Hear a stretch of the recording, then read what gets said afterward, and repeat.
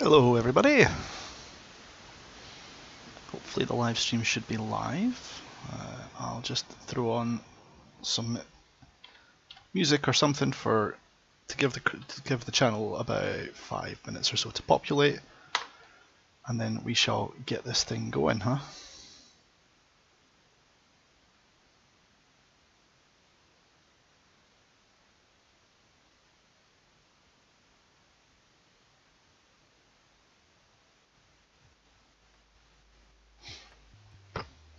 We're running the live stream very much so at the top of the hour, so give everyone a minute or two to get ourselves on here.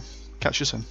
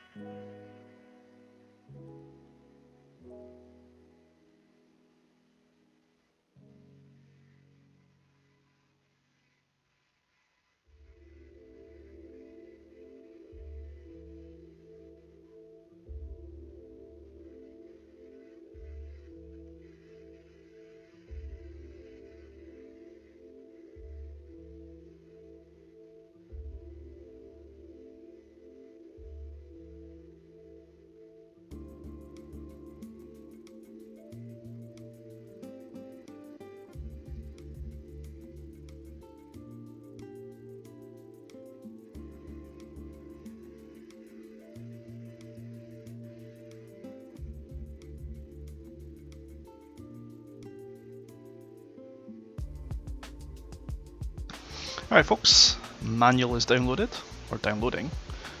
I will need that because this game employs copyright protection.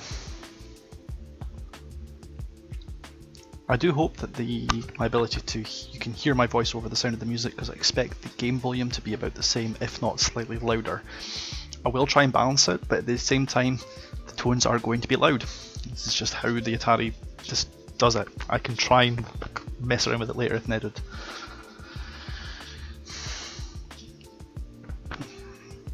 So, when you have 5 minutes, guys, in chat, just go ahead and let me know how the sound quality is relative to the volume of the music as heard now, because I expect the game volume to be about the same.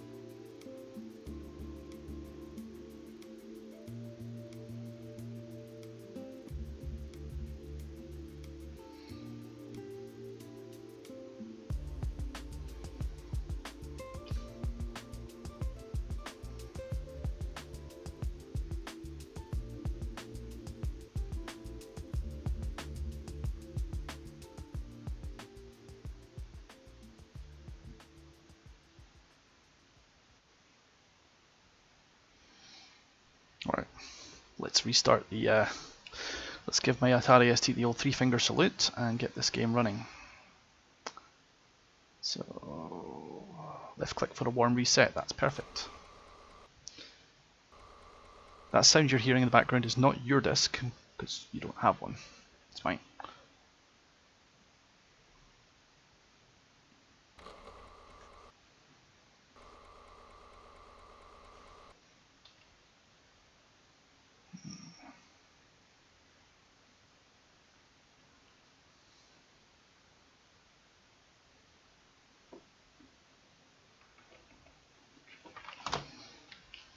Oops. And if you plug in your joystick, that would help.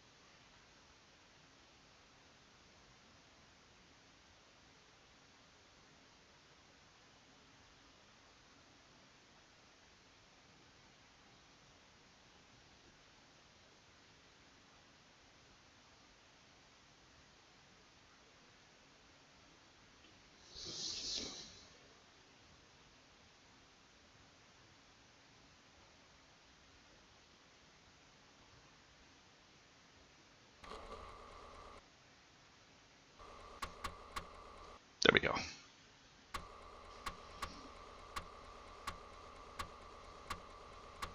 Yes, they still use the same logo.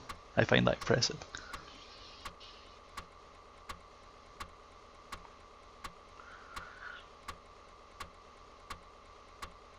So you see that green light in the top right corner of my screen, that's the disk access light, and it will go every time the disk is being accessed.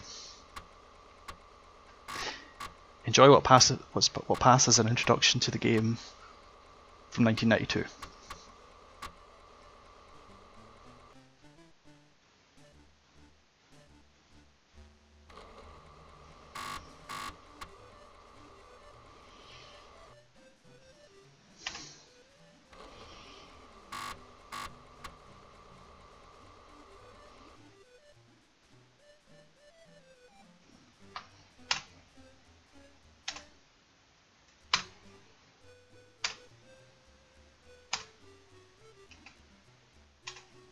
Oh, I'm pressing the spacebar every time to move the credits through.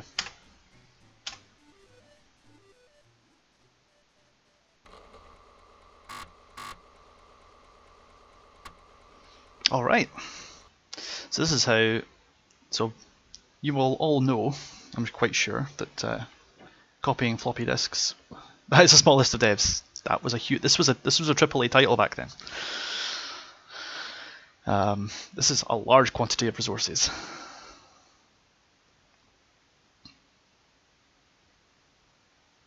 So, and here is copyright protection for games from the 90s. Because you could copy the floppy, you could not copy a 100 plus page manual. This particular one, I believe, is something like nearly 500 pages. It's actually very interesting reading, not just the how to use the plane, which is something of the order of nearly 200 pages in and of itself. Basically you have about 115 pages or so telling you how to use the plane, interspersed with information.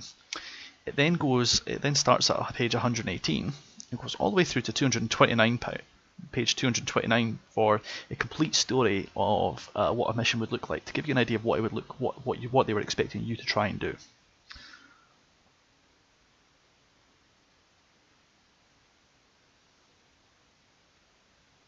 And many of these were precluded by absolutely amazing pictures, scans of photos from World War II. But anyway, they want me to go to page 157, find the first paragraph and count the 8th word and then type in that one. Now, to make sure that you've found the right page, they tell you what the first letter is to give you a hint.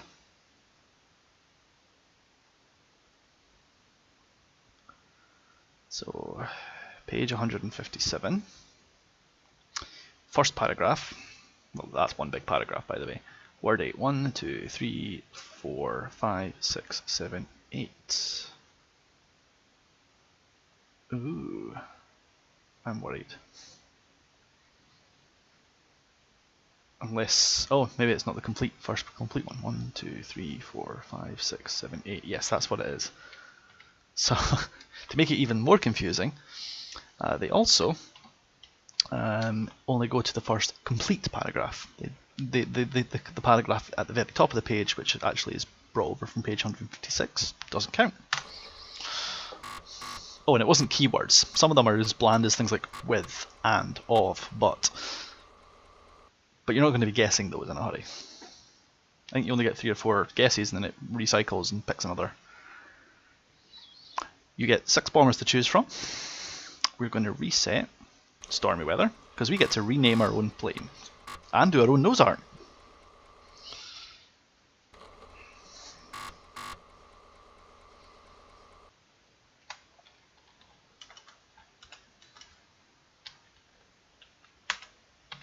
Oh, and I have to type slower because the game can't cope with my input rate because it's an old computer.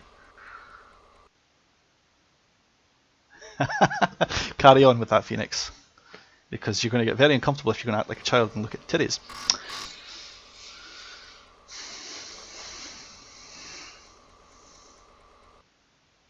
Terribly drawn boobs.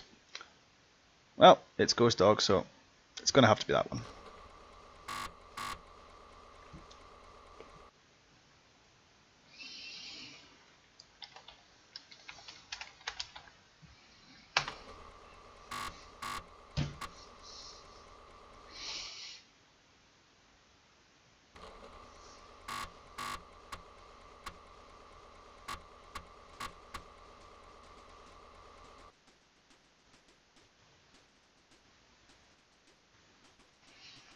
Meet the B17G. It's what we'll be flying. Every single button involves a huge loading screen. Imagine trying to navigate through the DCS menu while every section had a loading screen. SSDs? Nope, not even a thing. Even hard drives are optional on this computer. 10-man crew with faces and bodies randomly generated.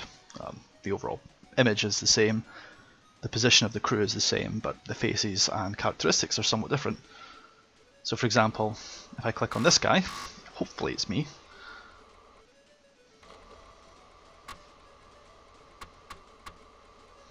Yep. So these skills change over the life of your crew. And yes, you can rename them. So if anyone would like to fly with me, that's fine.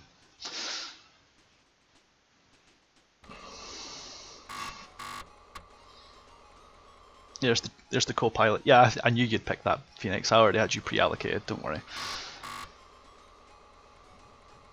Jules is going to have to be my co-pilot because he's the only guy dumb enough to do it.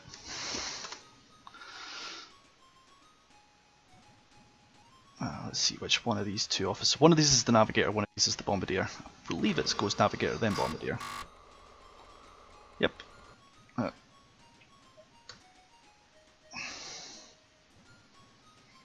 By the way, you might not survive in the next mission. Just letting you know that.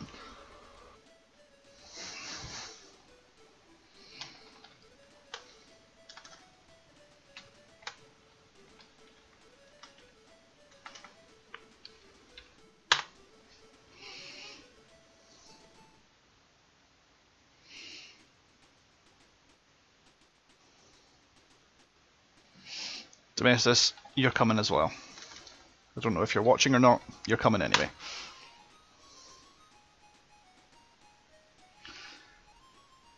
Who else is coming along for the ride? Hideous for ball turret. Nominated. Nominated, Jules. It is happening. I'm going to give Figmo the turret and the top turret. I was tempted to give him the tail, but someone might make a politically incorrect joke about that. Actually, yeah, he's going in the ass.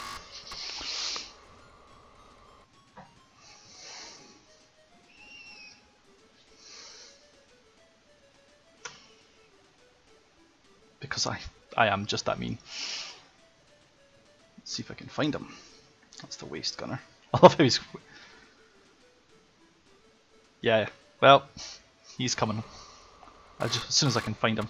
You had to be like 5'5" or something like that.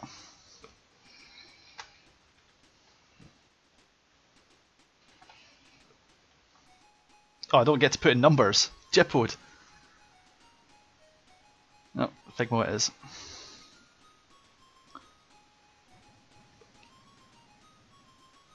Oh, absolutely. Hideous has been in the army. He knows that if you say I'm definitely not doing that, you absolutely are. He should have known better.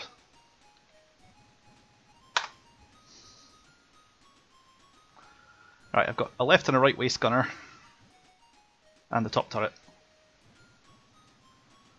Oh, and the radio operator. Cookie Monster, you're going to use the radio. Seems how you're not a fan of Western aircraft, you can just be on the radio. Wonder if it'll give me... Yes! Who's the navigator? Domestis.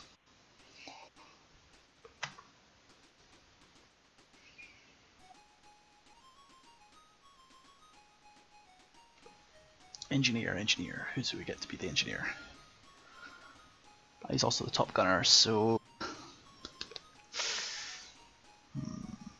Oh! You just joined recently. And... Laddie can go on the right hand.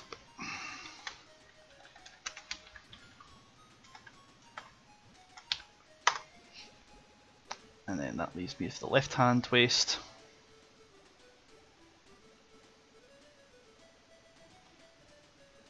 You can tell I put a lot of thought into this, right? Yeah, Larry and Mjolnir can sit in the corner. There we go, 10-man crew. Don't worry, if you haven't been named on the next aircraft or when I invariably kill some of you, you'll get replaced. Now we can do a crew training mission, but that's boring as fuck, so we're not going to do that. We're going to go straight into a mission briefing. Yep, please insert disc B. Get used to seeing that every now and then.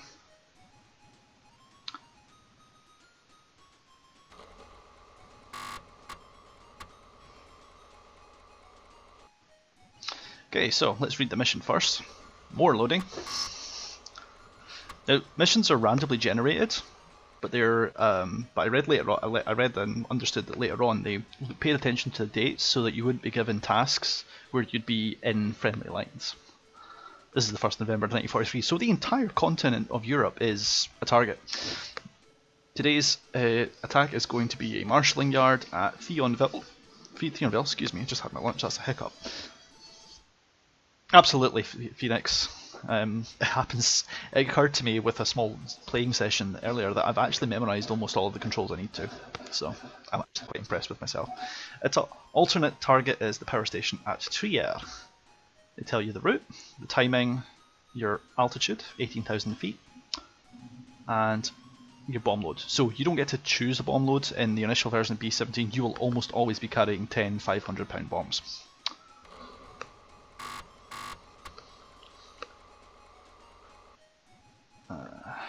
So right turn from target. There's no friendly fighter coverage for this mission. I believe you will almost never get escorts until much later in the game. Anti-aircraft fire is expected to be light. As always, the Luftwaffe will be waiting for you. Absolutely. It's a general purpose loadout for a general purpose mission. Here's the map. Pack a lunch. It's going to take a while to load this. I've deliberately selected in the emulator realistic disk loading times, and this is for two reasons. First of all, a lot of copyright protection watches if you're going too fast. This is to get around people who would pack the game, as well as hack it. Also, I want you to get the right experience. So, one route is the way in, and one route is the way out. There is no zooming in and out. This is the map. Every one of those bases is a friendly base, but you only ever take off from Alconbury.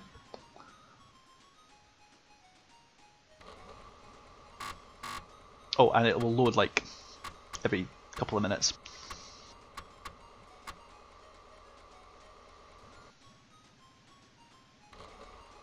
And all I'm doing is moving the mouse. That's what's making the map scroll. This is a pain in the neck when you are later using this map to navigate in the B17 itself. So the yellow route is obviously the way out, because we are then going to either Trier or Nancy or Thionville, whatever that's going to be. And then after that, it's your right turn home, which is the white route back out. To get out of this, we press escape, do we? Or is it? Oh no, it's just left click. Oh, and you're going to get your first little teaser of what the graphics are going to look like. Oh, and the frame rate. Pay particularly close attention to the frame rate, and you'll understand that given this was my first flight sim, I don't complain about 20 to 30 frames per second. So here's the primary target.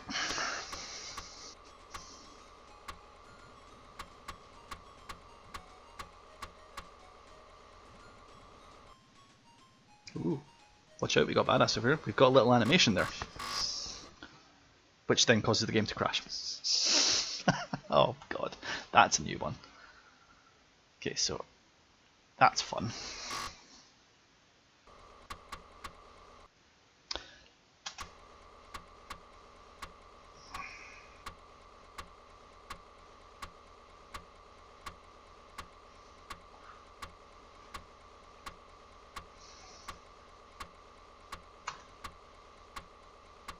Now, I'm not, for the benefit of this, going to go to the effort of renaming everybody unless you all really, really want to. I'm just going to get in and do the mission next time and hope that the game doesn't crash on 3D, because that would be embarrassing, because it never did any of that beforehand.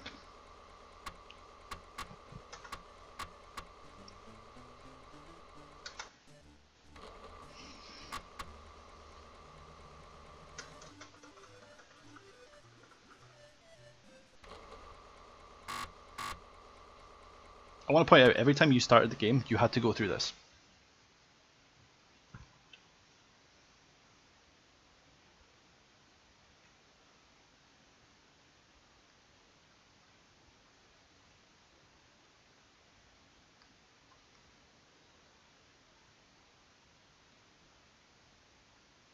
I was going to say, Phoenix wants to be childish. He must be giggling like a school kid now.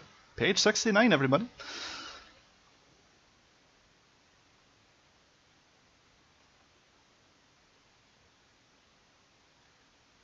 Alright, 69, paragraph 2, page 2, right. Oh yeah, and they're not all the same length either, so guessing the words are not really going to happen. You either needed a cheat sheet, which some people provided, or you quite simply just bought the manual. Nobody ever sold the manual on its own because you needed it. So, scanners and photocopiers back then didn't have the detail to do this, at least the stuff that was available to public members. So.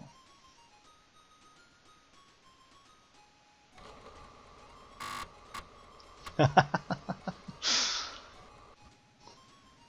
so we're not going to recon the target at all, because apparently that might cause the game to crash.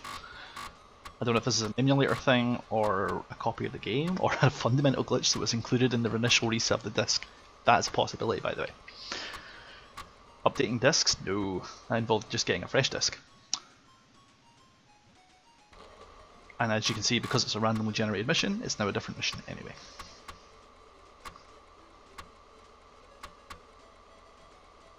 It's a much shorter mission though, actually, so I approve of this.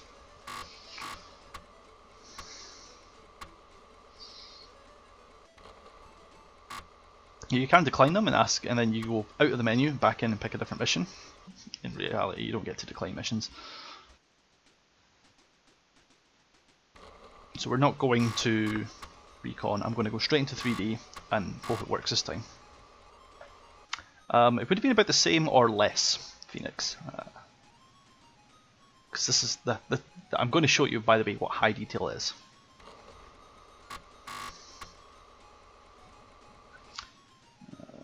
We'll have low difficulty, but I'll have realistic landings, I'll have historical bombs, I will have historical amounts of ammunition, average fighters, and yes, it will do that. Time skip. Yes, you can time skip in this game. I'll do 15 minutes multiples because I've heard that 30 minutes is unstable. And medium speeds for the turrets. That's not a difficulty setting, that's just how fast it moves. So when you hit exit, it then jumps you into the game, hopefully. So, bear in mind, okay, great, so now the game's just going to crash on me every fucking time. That's really, really annoying. Well, I tried to show you the authentic experience. Let's hope the guys at Automation, or one of the old hacker crews, gave me a B17 copy that actually fucking works.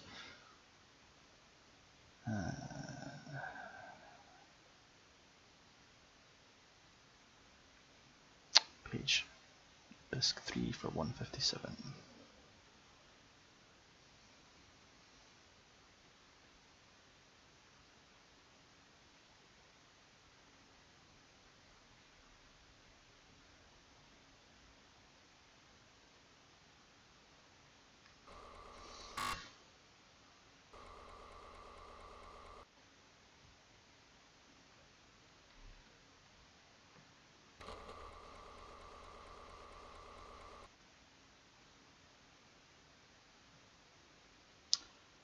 This is the reason why I didn't want to use emulators. Shit breaks all the time. Now, I could, ostensibly,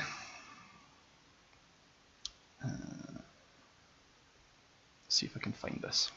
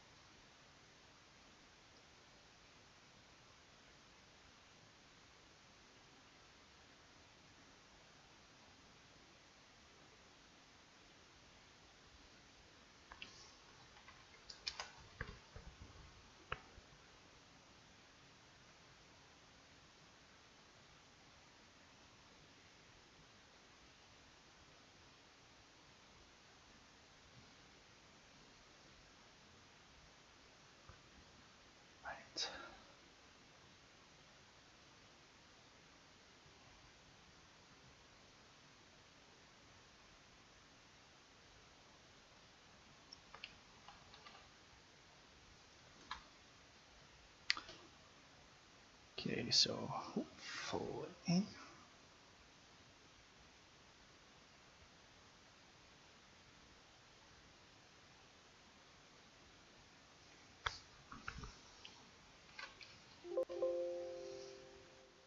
So this actually was working before I went live, which is really annoying. So what I'm doing right now is I'm looking through the entire library of everything that was recorded to have been pirated ever and seeing if the pirate copies work. Certain crews actually improved the games or made them run on one disk, which might help.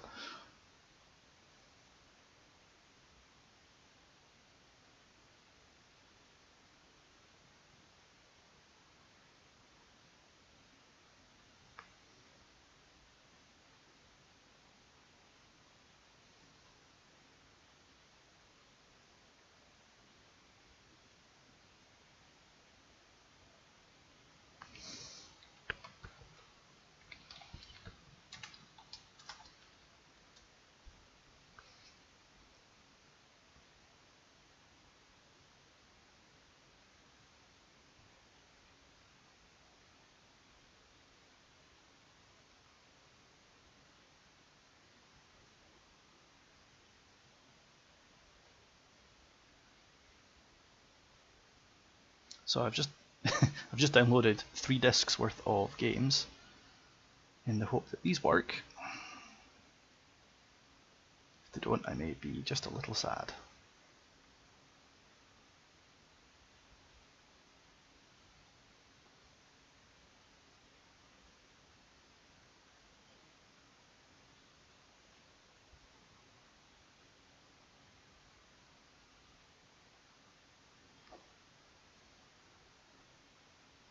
They are in a different format, which this particular emulator seems to prefer, so I'm hoping that will count for something.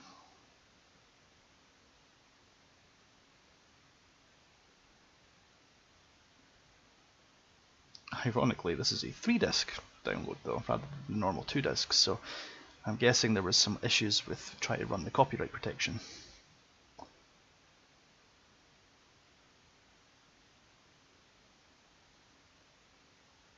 I also have no idea what the menu is going to look like, so it may look particularly dodgy.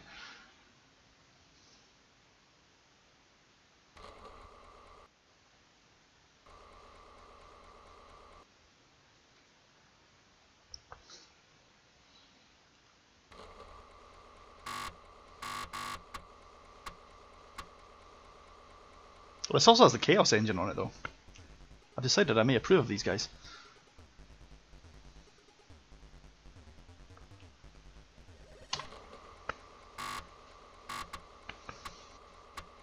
So if this breaks, then this is just fundamentally not compatible with my emulator after all, and I don't know how I got it working. If I really want to play B17, I could quickly download a DOS emulated version, in fact, assuming I don't already have one.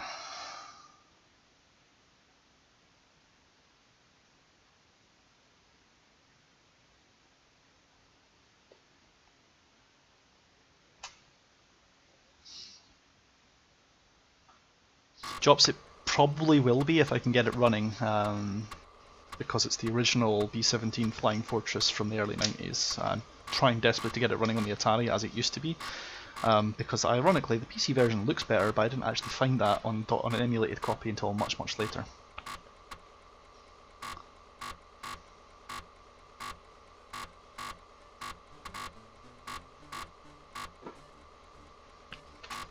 This should also be cracked, so you shouldn't have to worry about finding a manual. Yes, hackers and things like that. You probably would have had it on the Amiga Jobs, so it's going to look a little different from what you remember as well. In fact, it's probably going to sound worse.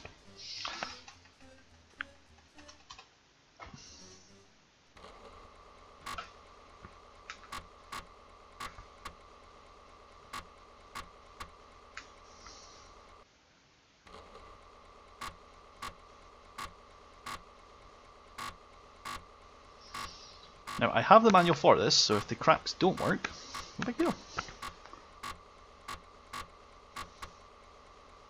It skipped altogether. I love this. That's hilarious. Oh man, I missed out a huge own goal. I should have Jules and Jops on the left and right gunners positions. That would have been far smarter. Yes, we'll be doing that. We'll crew this.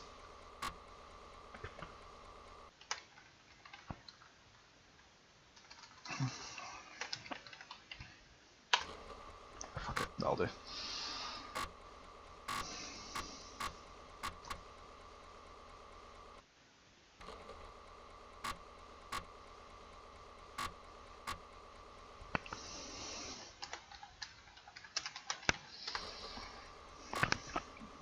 That's all the customization I'm going to do at this stage.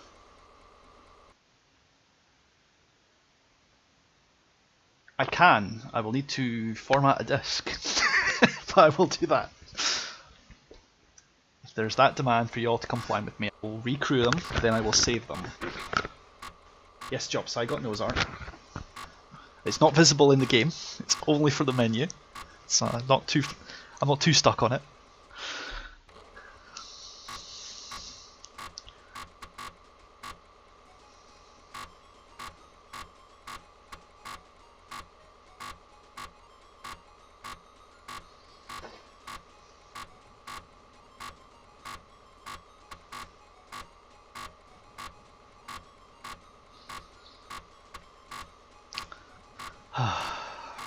And before you wonder, the disc sounds awful loud compared to the music.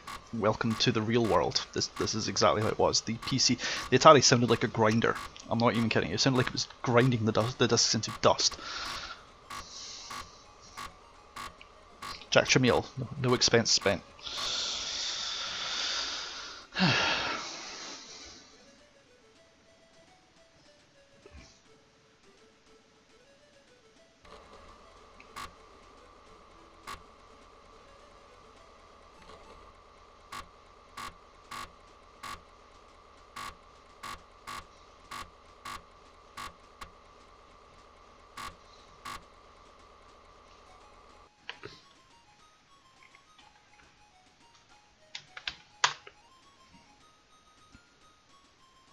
Fix that before my OCD kicks in.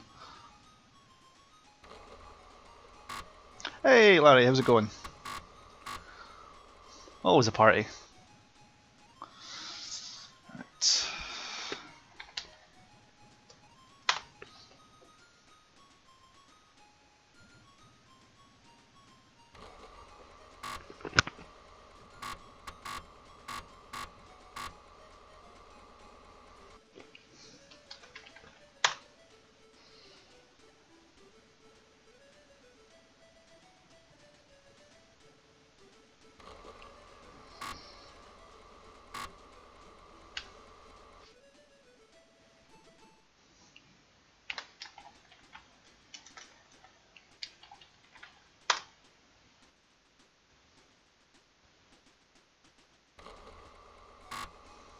By the way, I somehow managed to make 200 followers on this channel sometime over the last couple of days.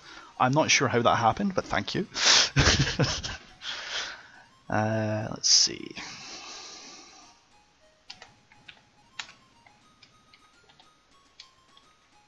Oh, by the way, you can't see this, but I've habitually used the shift to make a capital N.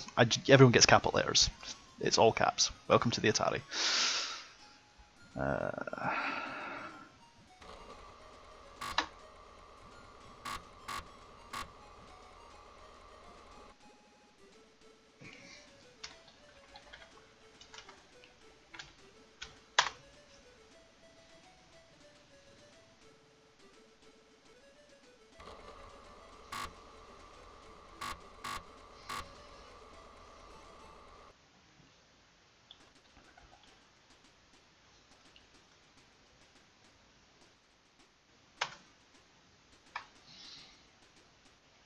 Yeah, Larry, we're going on a plane ride.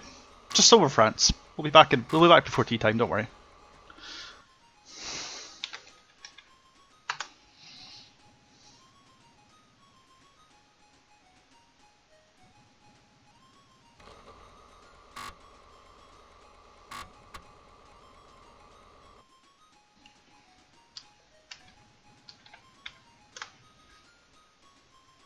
sure this is not the same order as it was before, but okay. There we go.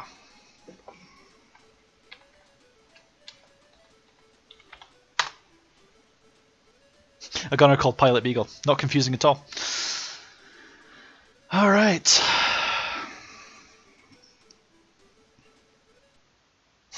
Now to save the game, you back all the way out to the screen, not worrying at all, and you save all 6 rosters. And we are going to create a disk without formatting the existing one. So, right click. If I can has a new disk please, that would be nice.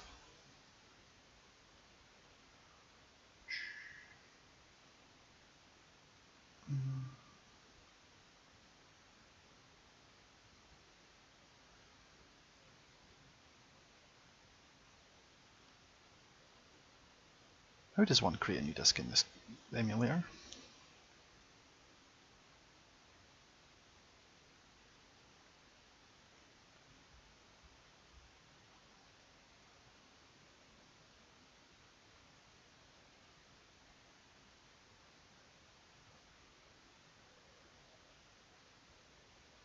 Ah, new.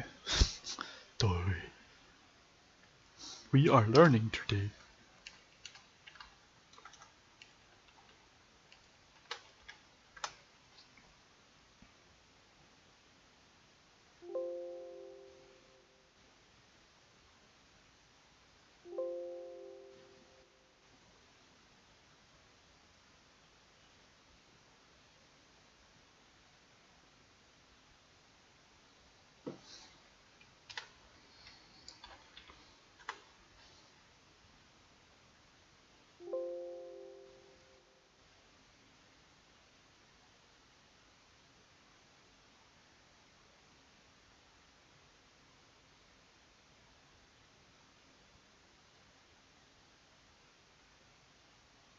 Oh, for some reason it doesn't let me create new files.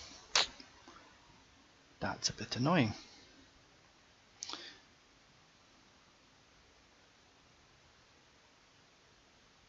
Fuck it. We'll just have to take those apples and carry on.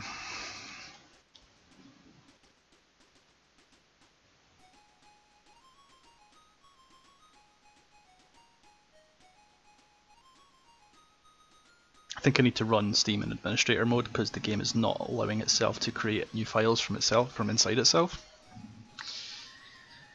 Not much I can do about that at this stage.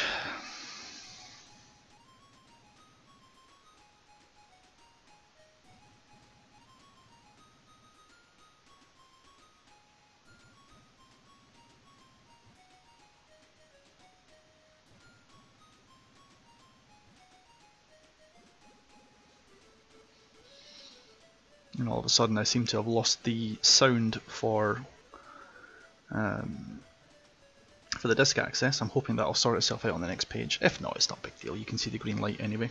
You get the idea. Might actually make it easier to present.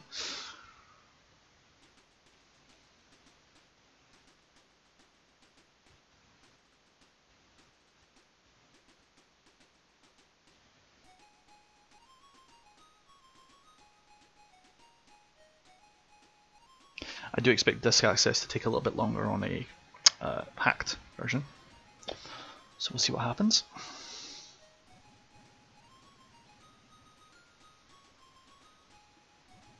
It's 46 minutes in, we've not even flown yet. Yeah, welcome to the Atari days. Only Atari makes it impossible.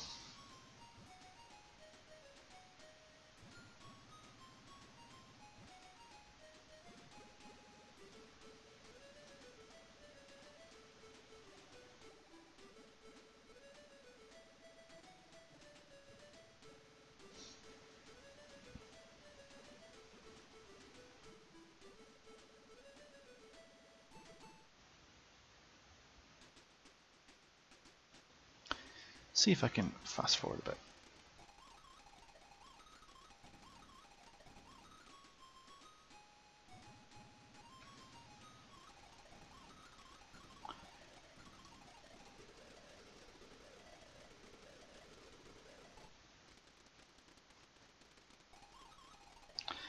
Wow, that really did not appreciate me trying to load the game that way.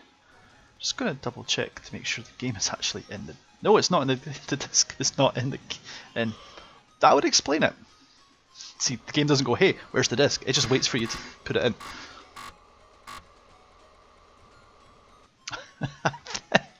Oh, game's troll. Troll.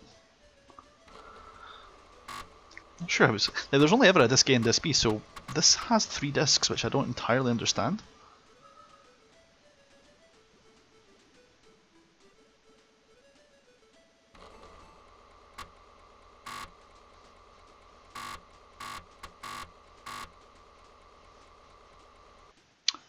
That U-boat base at Saint-Nazaire.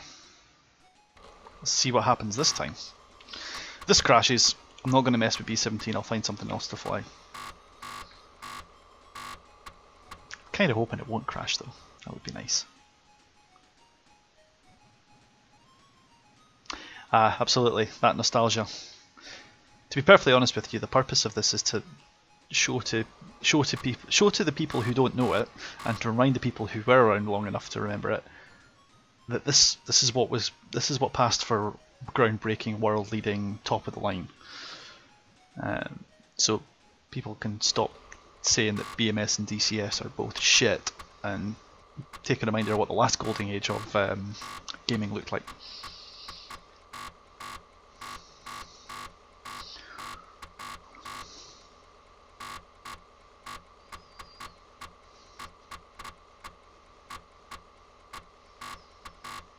Of course, if this game crashes, then I'm going to conclude that just running this in an emulator is a bad idea. Nope, we're good. So, menu-wise, welcome to the cockpit view for the B17.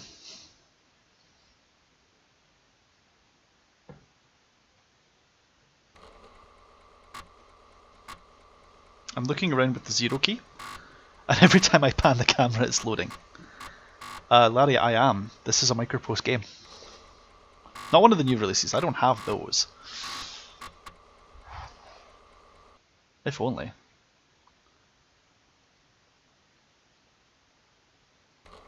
Oh, now we need to load the right hand side.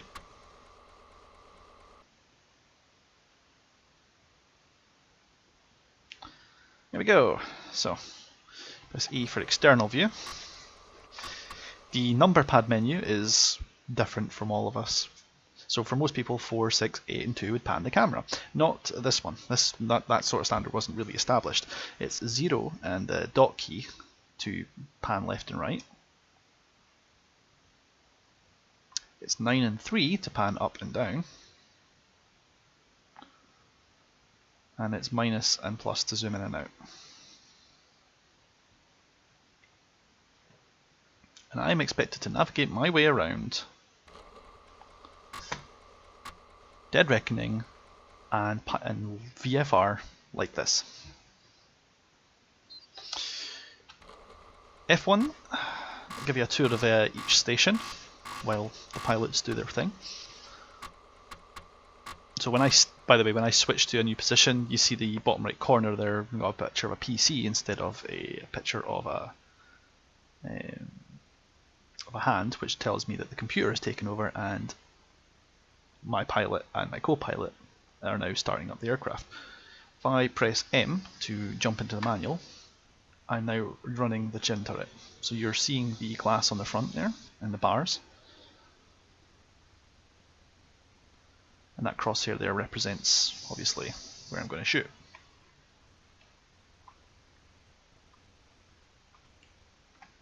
And then M for menu again, and he'll recenter it.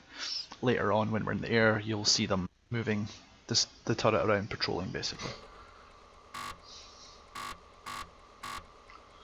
There's the tail turret, top turret,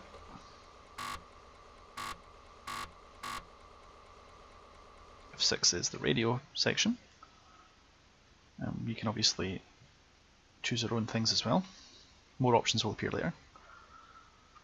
There's the ball turret, and I am just very quickly going to turn off track IR because it's not liking the fact that I'm using 2 sets of keybinds. So we will. is trying to access my F6 and F9 options. Now there is no F12 and F11, so those ones are pre-reserved by the game for opening up the disk menu. If you're wondering what that big black blob in the middle is, well, first of all, the bottom half is the shadow, and the top half is the top vertical black blob is the wheel.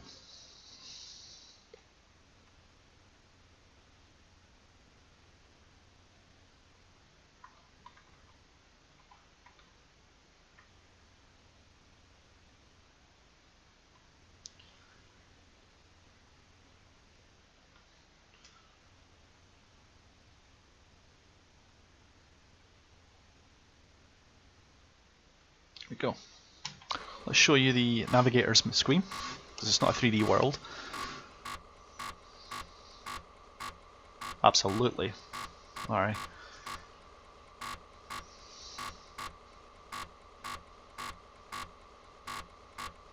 Imagine my surprise though when I learned that when I went from floppy drives to CDs you really had to look after the media because it was completely unprotected. There was no metal disc, there was no metal part covering the media up. I thought that was really stupid design back then. Still do. So here is the route. The numbers refer to the bearing from the cursor, and if I click anywhere on the screen map right now, the position indicator for the bomber will click there. So if I decide to manually take over and be the navigator, I will manually be clicking on position on the map and telling the navigator, no, actually you're here. Interestingly enough, for longer duration missions, if the navigator is inexperienced, I will need to do that.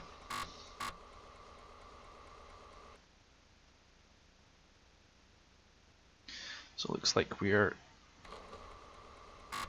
there's the ports at Saint Nazaire, so they start at Saint Malo, turn to Saint Nazaire,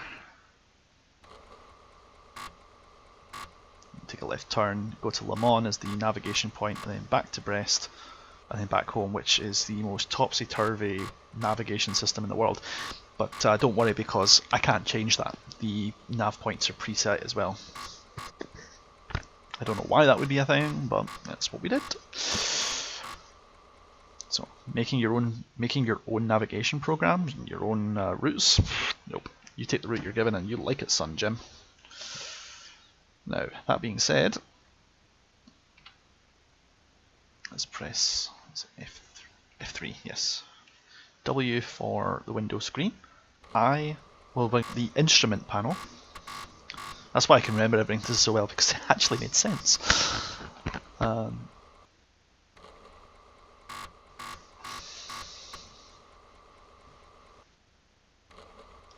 once it's done loading, I'll see the instrument panel. There it is. Is it? Yeah. Left square bracket to open up this panel on the left here, which is the compass. What's left of the front navigations. I think those numbers to the bottom, 0, 10, 20, refer to fuel. I may be mistaken. Cylinder temperatures in the bottom right corner, flaps, RPMs for all 4 engines. The reason why you only have 2 gauges is there's a white line and a red line. They currently match each other right now, so if they were different you would notice them. Same with manifold pressure above. You can tell when he's put the brakes on because there's a light there. Well, that's right, you can't look at the instrument panel and then look up. You have to do it all by sight. Fuel pressure, oil temperature, the rest of the cylinder temperature, carburetor temperature, fuel's in the right, and the free air's in the top left. So that's probably actually hydraulic pressure, which you want to be about 15. Too high is bad, too low is bad. And as you can hopefully see, my 3 aircraft, which is all this game can render as a fleet, are currently taxiing. You can see the front 2, the lead and the number 2 bomber are already moving. If I press Alt down A, it advances time. This is like a speed up. Looks more like a frame skip than anything else, but that's basically what's happening. This is the bit where I tell you to listen to the roar of the engines, but they never go any louder or change notes from what you're hearing right now in the background. That's the sound of the engines.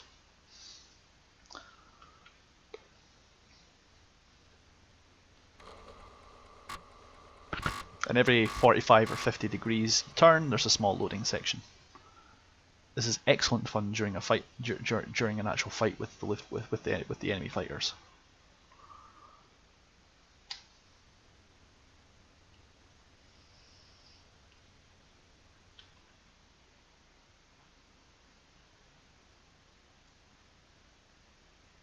I love how you're checking me for this, Jules. Phoenix, you should be able to hear sound. It's probably just not very loud. I'll see if I can do something about that for you.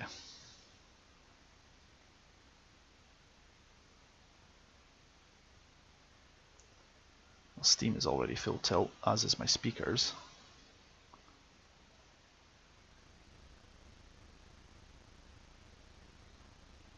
Let's quickly play with the sound settings inside the emulator.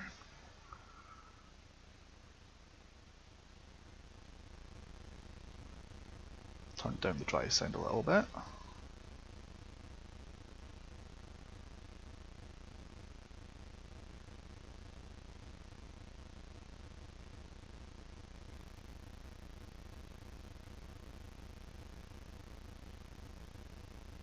Yeah, that droning you hear in the background is the sound of the engines as I heard it.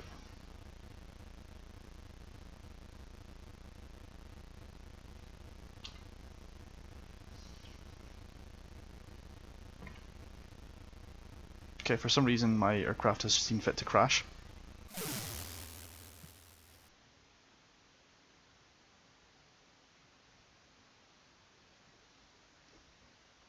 So, for reasons I don't understand, my aircraft just decided not to fly.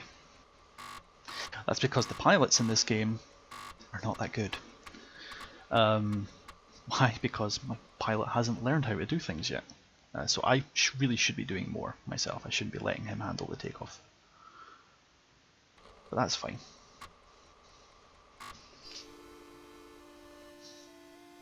You tried your best.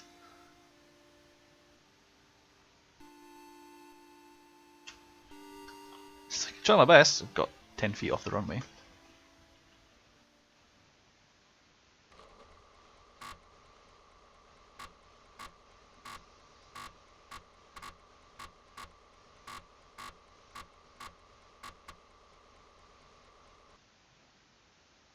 And now I'm considered crashed. So that pilot is now dead. So you get to see your roster and then wipe it. Bye-bye roster. No options for you. It's okay, we'll reset it. Now, as you can understand, I'm not going to go about writing another crew just yet. Especially because I can't even save it. I will lose it the next time I start the game. So I'm just going to hit enter.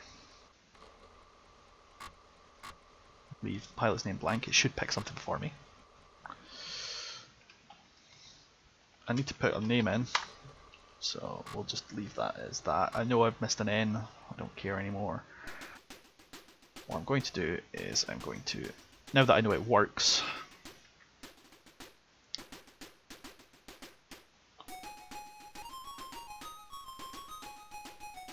just double check all this, it's fine.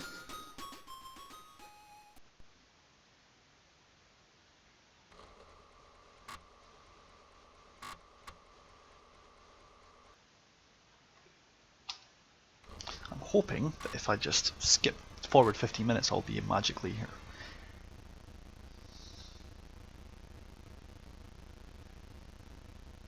Yeah, so the takeoff can be a bit sketchy, so we just press Alt-Tab, Alt-T for time skip, which moves me forward by the 15 minutes I preset, and we should find ourselves more or less in the air.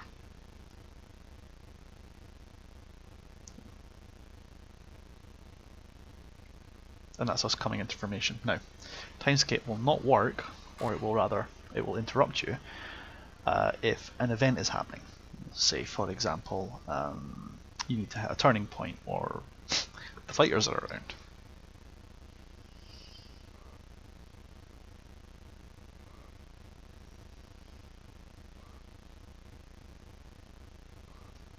The reason why I didn't want to Alt-Tab too, Alt-T too often is because this. The game starts chugging as soon as you try to do that, because it's trying to skip forward 15 minutes in the future. Which, as you can imagine, it did not like.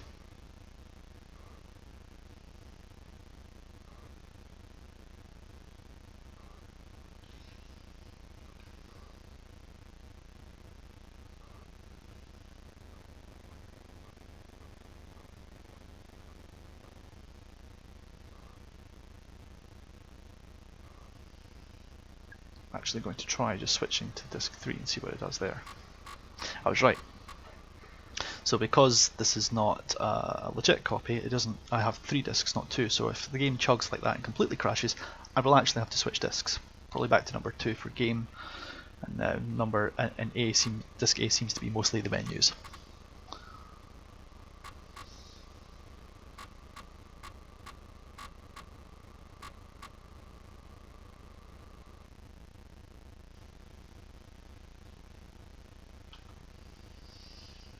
Okay, so we're starting to get the hang of this. As you can see there, so there's the white. That image there is meant to be the representation of our position.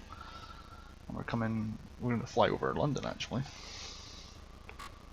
London's a pretty good nav point, so I'll make some adjustments based on where he turns out to be. Now, if you can tell me where London is, I'd be impressed.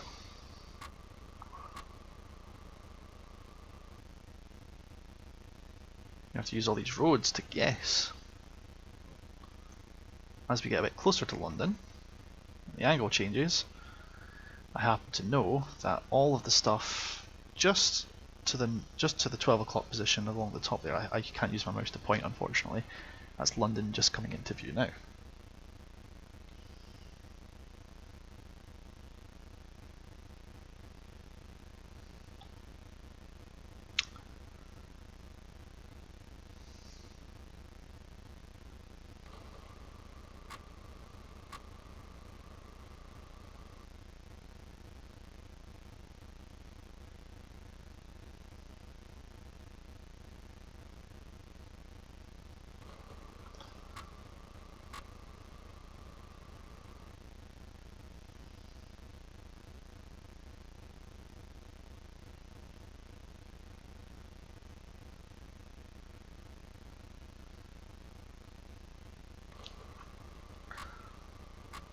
So we're pretty much right over, actually pretty much right over where we need to be. You can tell by the way the roads are crossing and intersecting. This label that says London is kind of blocking some of the territory I want to examine, so we're just going to have to guess. But we're largely on track. So we'll Alt-Tab and jump forward a bit more. And again. So we're passing the coast of Hastings, so if we've already gone over the water, we need to correct that. If we've not quite hit the water, then we also need to correct that. So looking straight up, we're literally just leaving. Oh, and it doesn't stop it straight up unless you go completely all the way around, so you just have to guess how far around you are.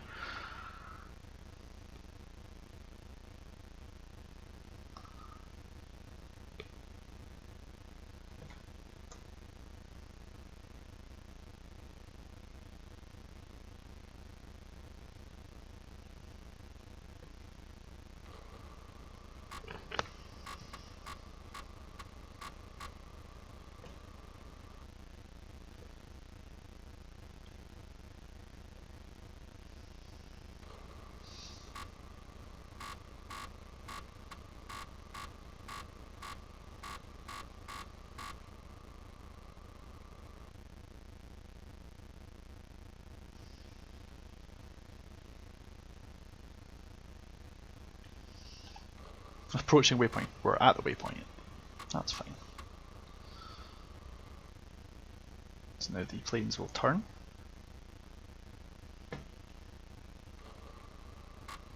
Over Dieppe.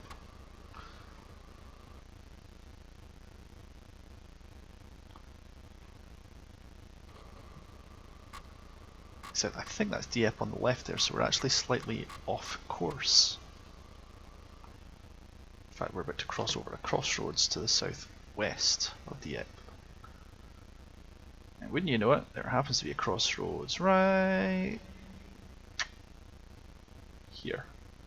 Gives you an idea how much drift we've got. Now obviously as I correct them, every time I correct them, and I'm accurate and I get it right, the AI navigator improves. Which I think is a really cool touch, to be honest.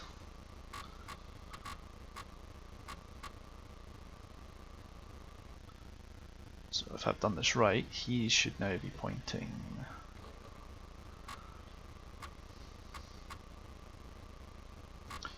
So navigator's down there on the left-hand screen, left-hand of the app, and there's the water, the two channels of water and road ahead. So we're probably a bit closer to this actually.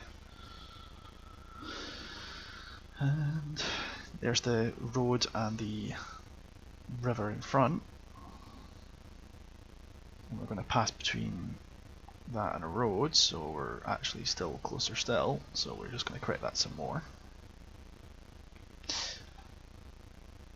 And that's close enough.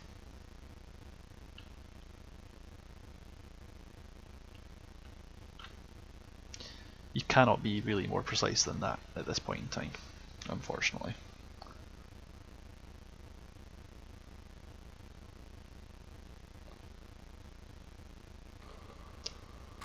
So I pressed Alt Tab and loading happened. Now that tells me something is loading in. It could be terrain like Luxembourg, or it could be fighters.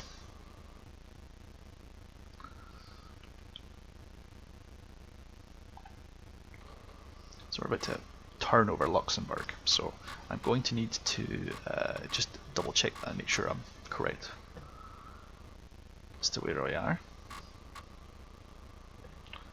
As you can see there, we're actually slightly right of course.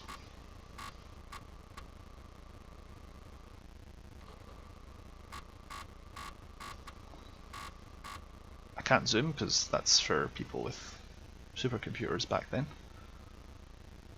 So we're going to take that. And we're now approaching a waypoint. Oh, flak. So now I cannot time skip.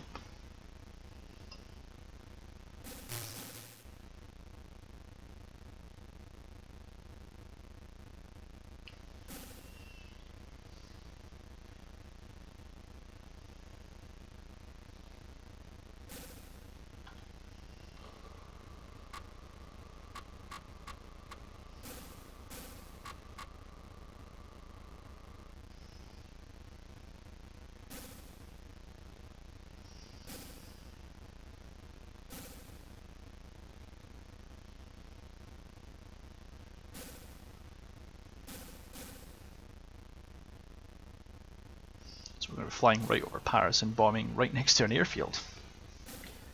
That's the secondary. We're going to be attacking Reims.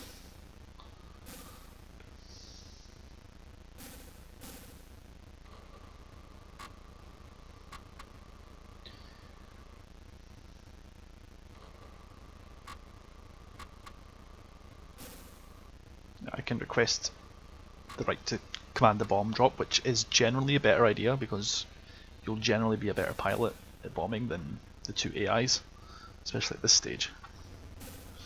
What I do, however, need to do is manage the bomb run, so I need to tell the bombardier to jump into the bombardier site instead of run the chin gun. So we press C for configuration. I always remember it's C for configuration. It might be C for crew management instead, but that's how I remember it.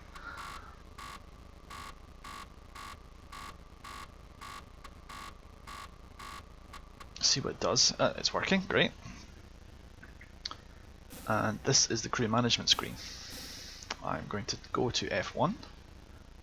I have my bombardier selected, which is the red border, and I'm going to tell him to go look at the bomb site. Now, the PC version of this had much nicer graphics, but this is all I get. But I can live with that. Then we press C again, and it's my earnest hope he will now be sitting in the bomb site. Yes, he is, and he's now got the bomb site open as well.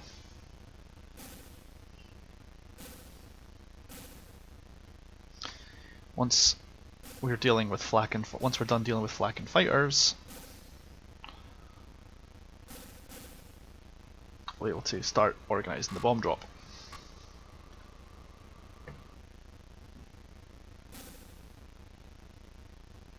I have no idea why he's decided to open up the bomb bay doors, but that's what we're doing now.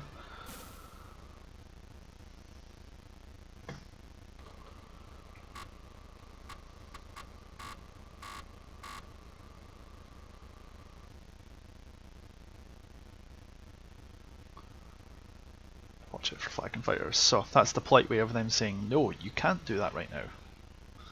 No time skip for you. Bandits at 10 o'clock, so here we go. See those green dots? That's enemies. So we hold down control.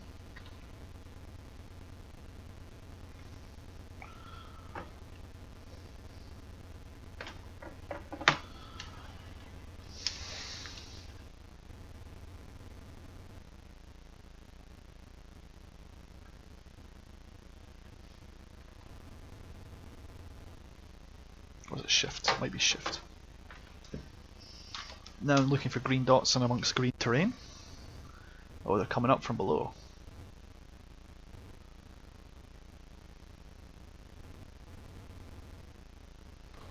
Let's load up F10. Bring up the tail turret because they're going to come up from the back.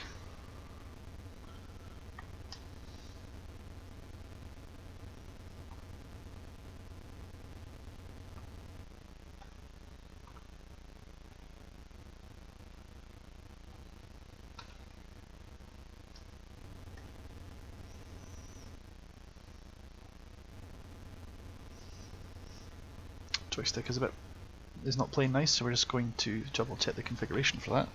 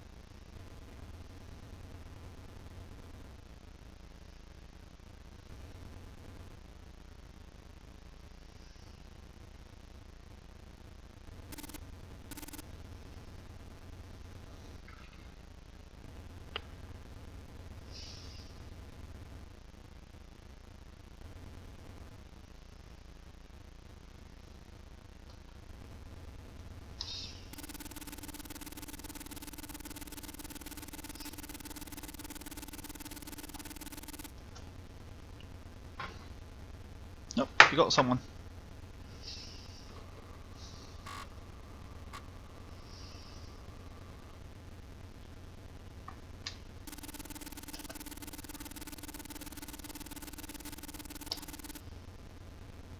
No, Hideous got someone.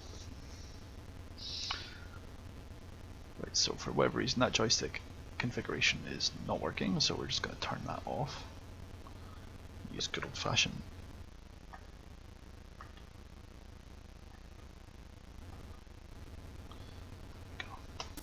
There we go. Keyboards are now working.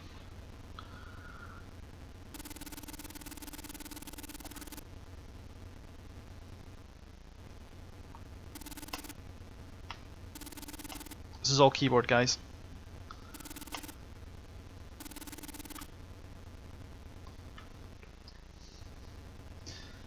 So when you see the hand icon, that's me trying to do the fire. I'm trying to do as much of it as I possibly can myself, but I'm not that good at it.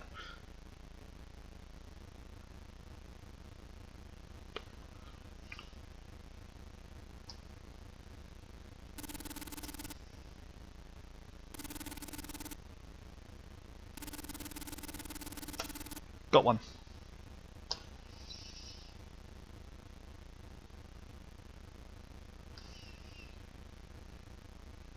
There's the white parachute.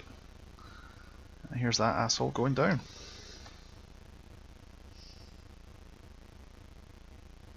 Let's see if I can remember what the keyboard command is for the camera.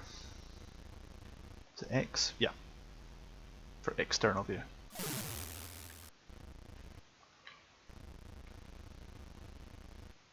And that's it.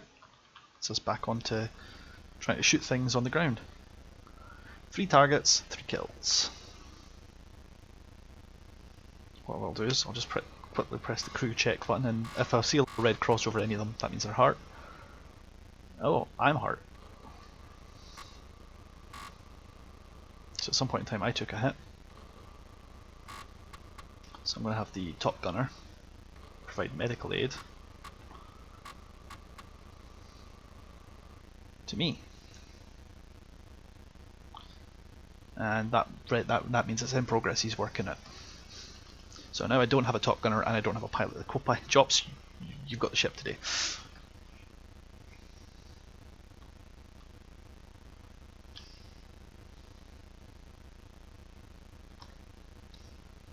Close the bomb bay doors unless someone wants to really open them. Approaching the target seemingly. Let's see if I can remember what the target is.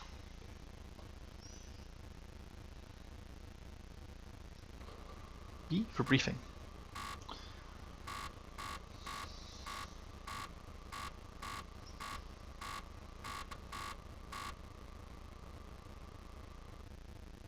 The rail yard.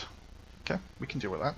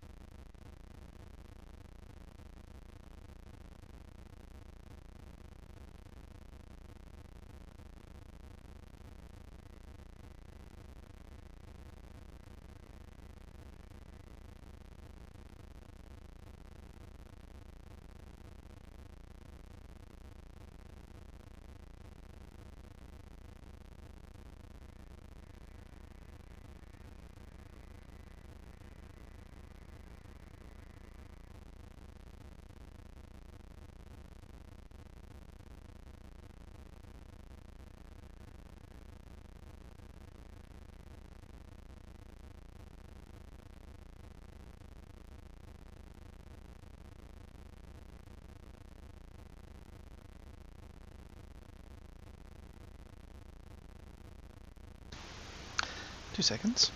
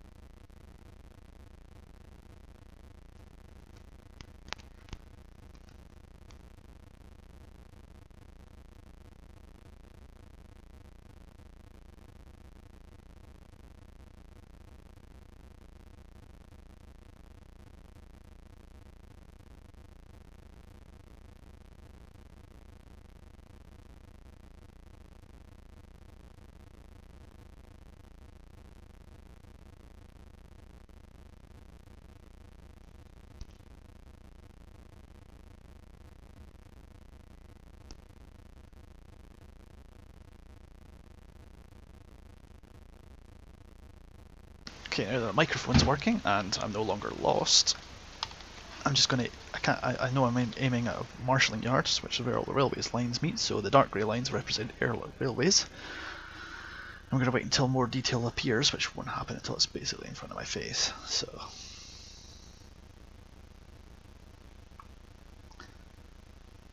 So I see 4 pixels instead of 2, so I'm gonna guess that's the marshalling yard.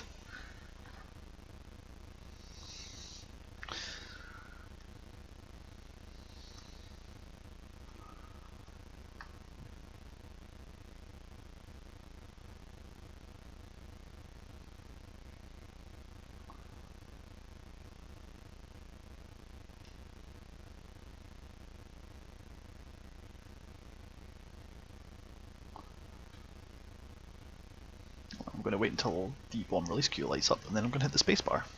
I'm just going to hold it down at that point, basically.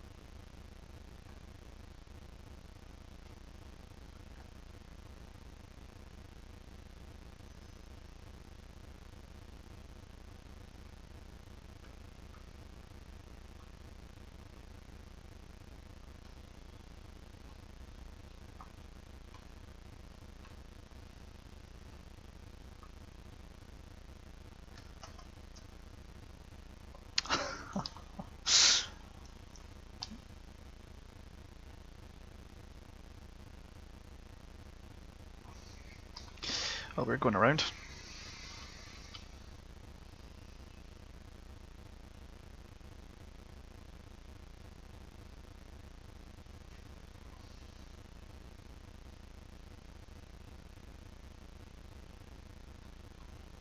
That's annoying.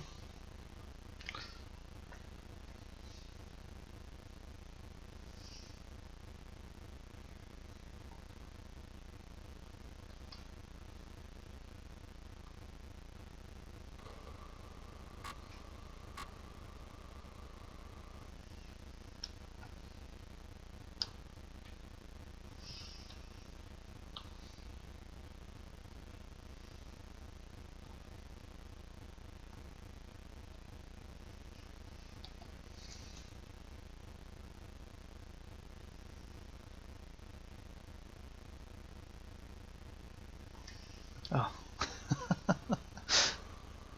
That wasn't Reams. That's Reams.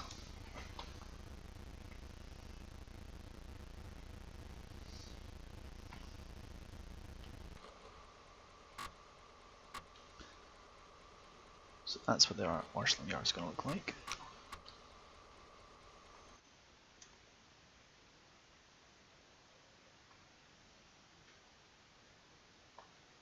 Okay. That should be a bit easier to pick out now.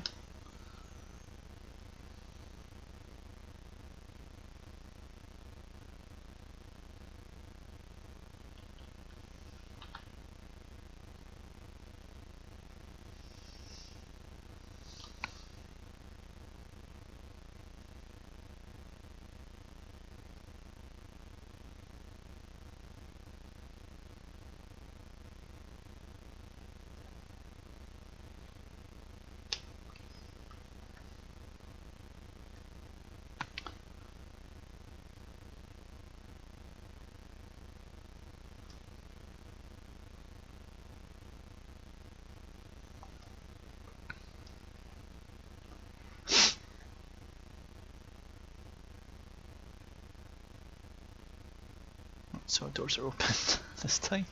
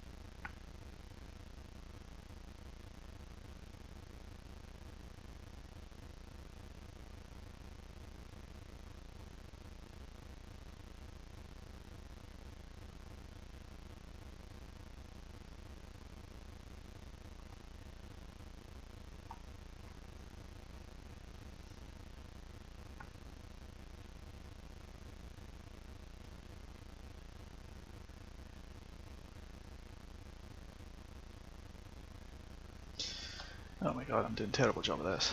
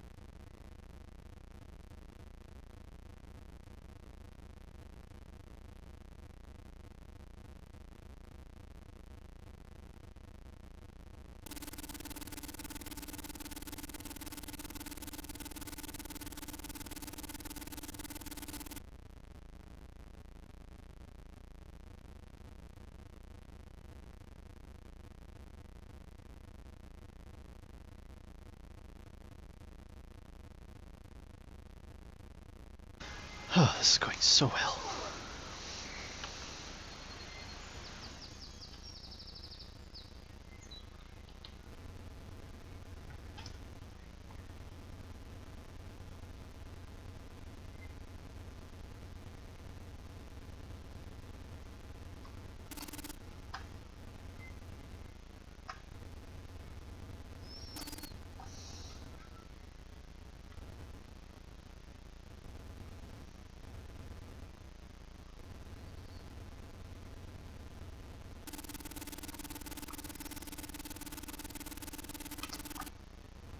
Got him.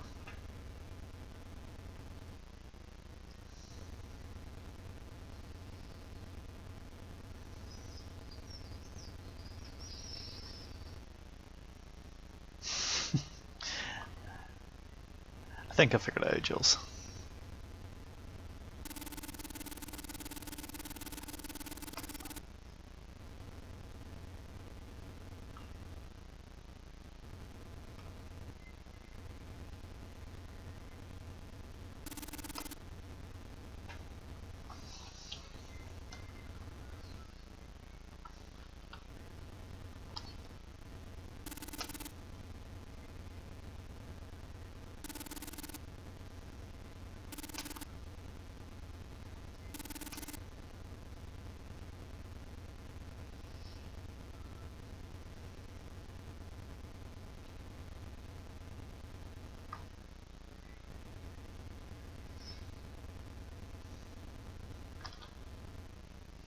Yeah, me too.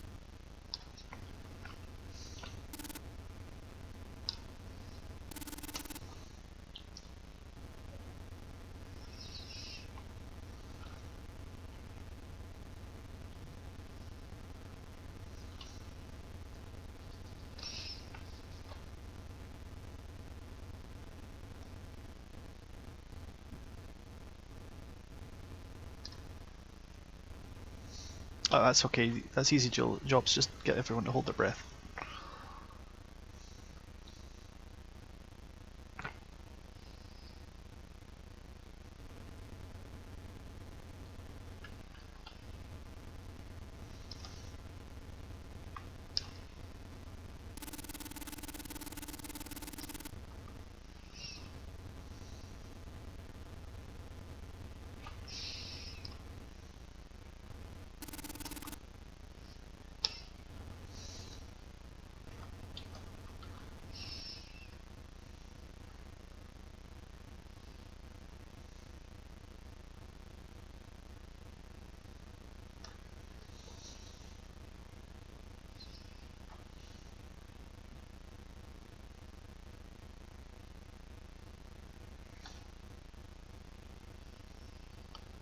Okay, we're getting somewhere.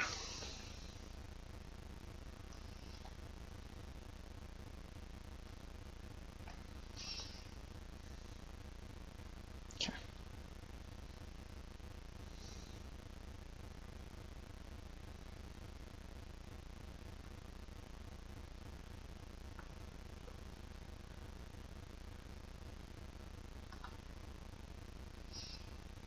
Brilliant.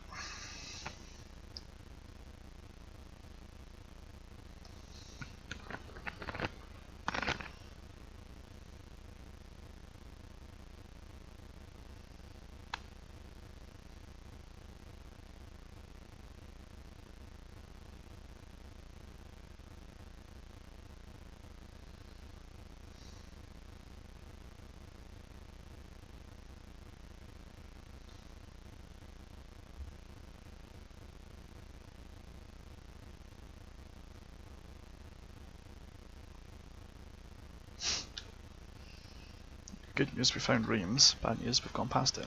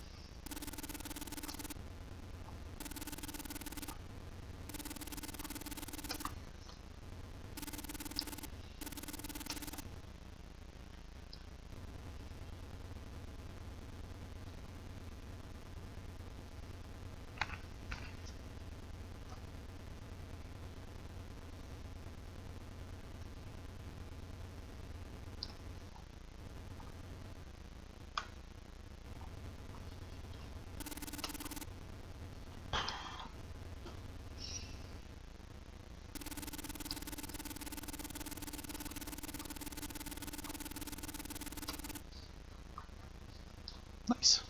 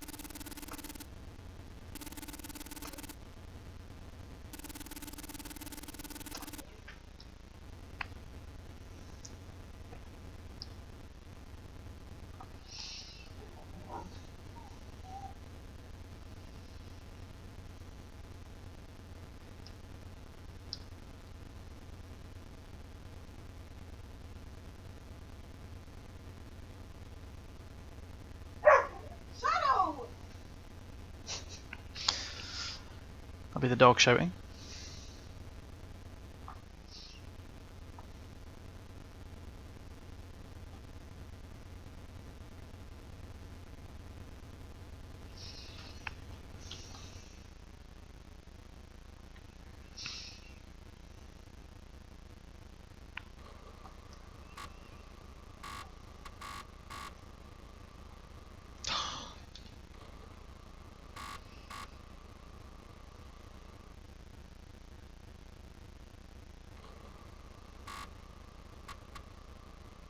Someone got us good.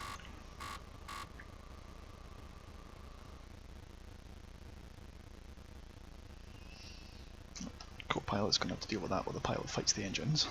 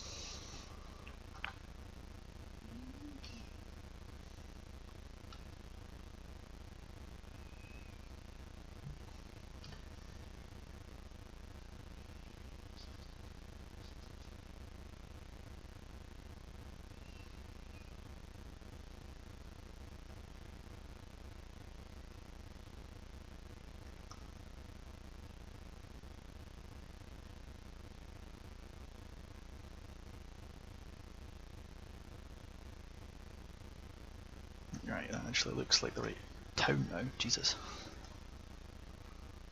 I actually forgot how hard this was to navigate my way around this stuff.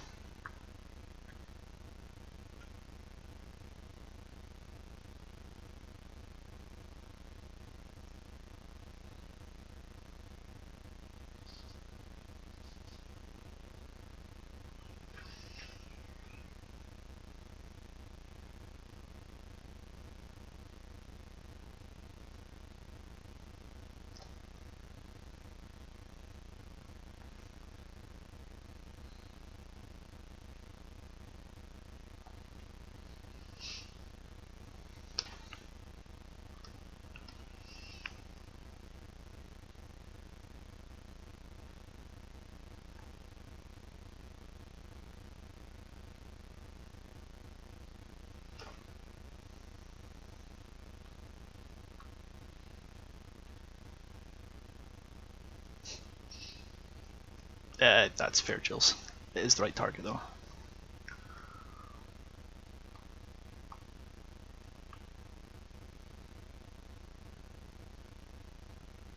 Oh, me too, Jobs. Me too.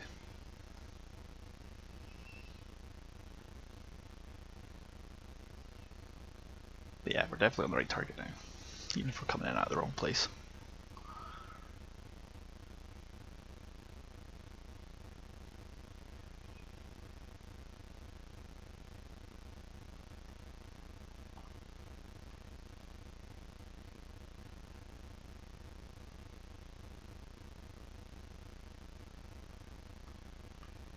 Of course we have the bandits.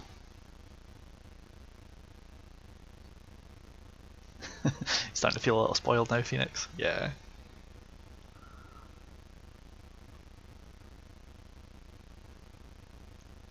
They haven't even bothered to emulate wind or anything like that yet, as such.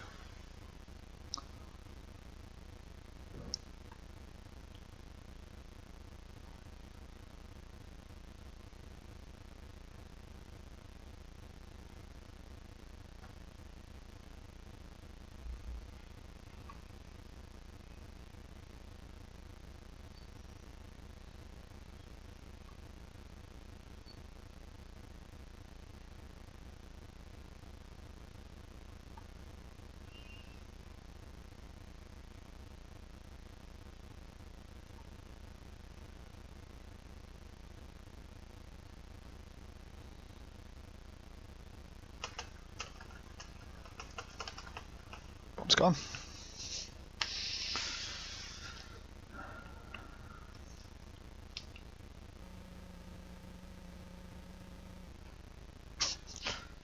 A little early on that.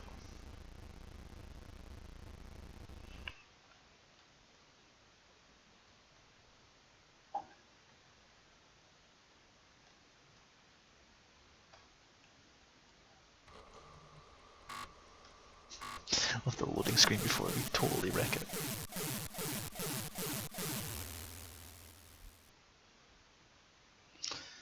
I'll do. Get him back on the turret.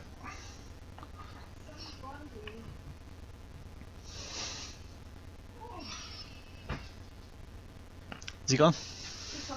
Oh, well, for what it's worth, I'm almost done. Okay, enjoy.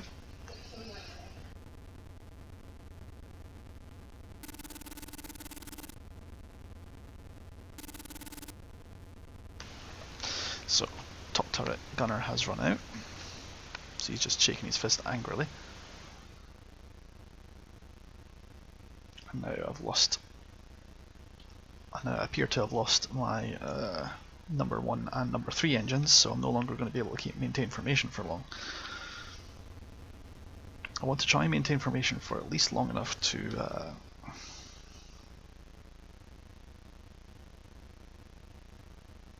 stay with us. No, you have 1,000 rounds on board and that's you. So that's all the weapons you can carry, 1,000 rounds of 50 cal. To be fair, if it wasn't for me being an absolutely terrible shot, that would be enough. So we're going to try and stay with them for as long as we can. See, one of my buddies has taken a hit as well.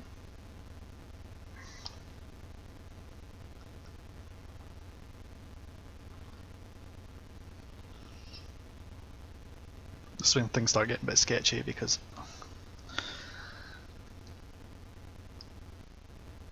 when you don't have the top turret, it gets real problematic trying to keep on track of people.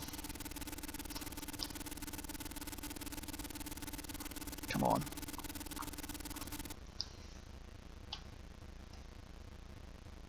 No Jops, I don't have reloads, you have 1,000 rounds and that's me. There's reloads, I'm not aware of them.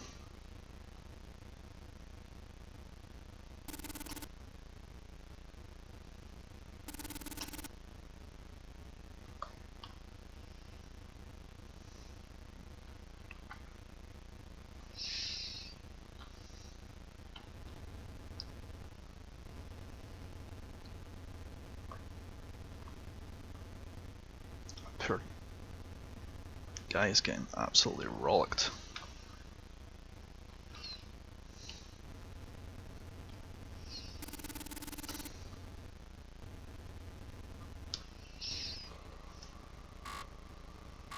compass has taken a hit. Oh.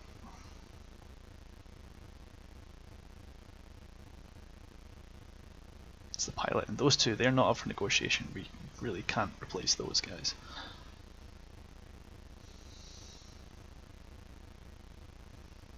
Get back on that gun.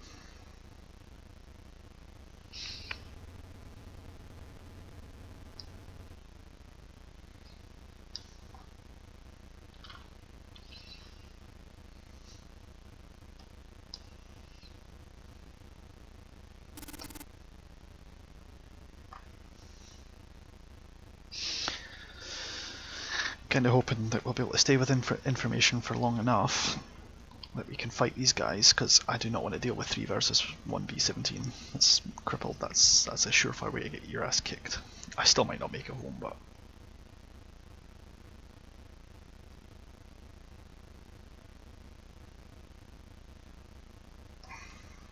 I'd rather stay with them for as long as I possibly can.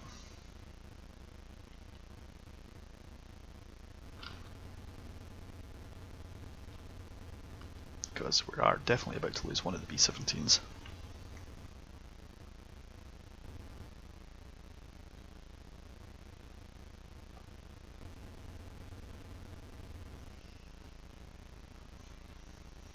Okay, I think we fought him off. He's going to head to Nancy, which is stupid as hell.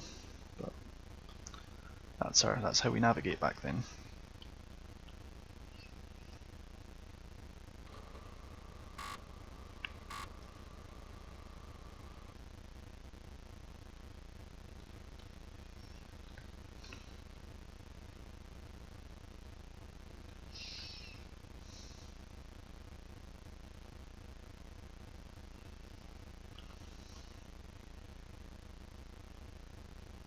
So we're now on our own. So here's how we navigate now. The navigator will not follow where he's supposed to go. Instead, I'm just going to head straight for coast, so pilot will now just heading hold whatever I give him.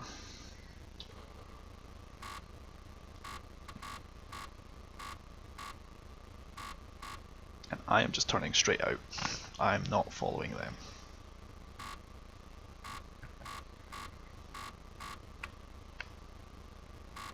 This does carry risks because I'm going to be unsupported in no man's territory, but I literally cannot maintain this speed.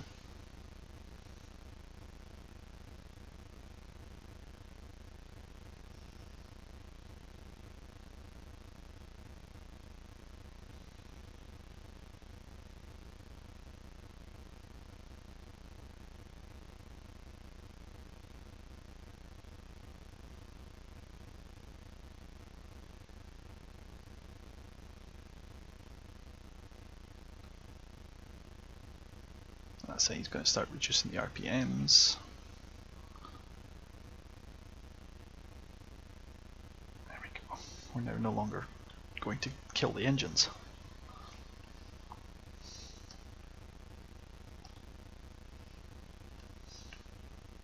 One engine stopped. 3 engines stopped, so I've got 1 engine on each side. I really don't want to lose more than that.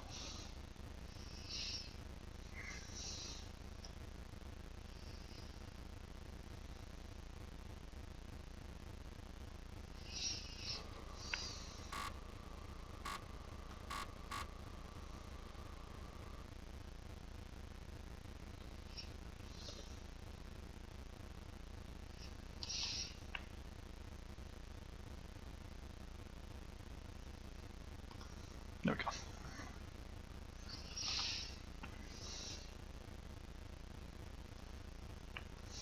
Big surprise, I'm right over the airfield I just bombed, so.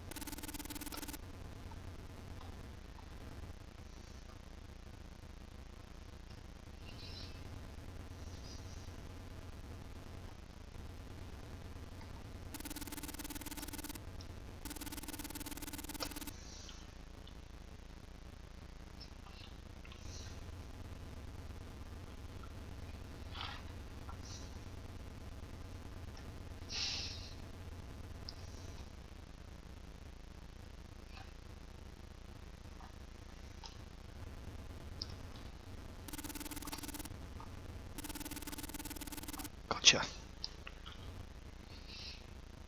The thing is, every time I shoot someone down, that crew member gets slightly better at gunnery next time. So you really do want to look after your crew.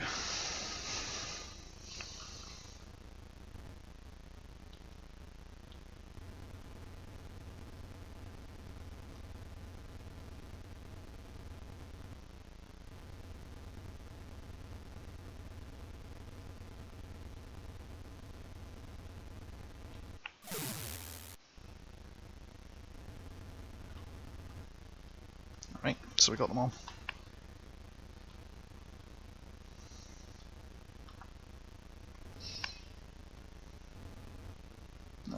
We got a fuel leak, but we're not dealing with major problems in that respect. My navigator, unfortunately, is terrible at his job.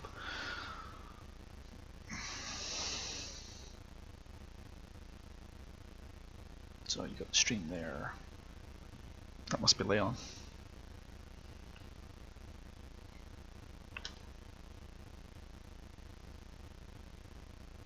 Oh, it's Campania. There we are. Let's go with that. Course 287.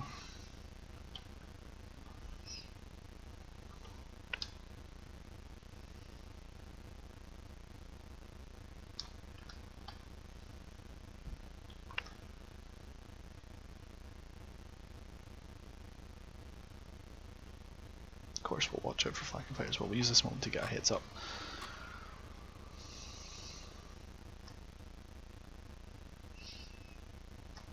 Where have you sent me?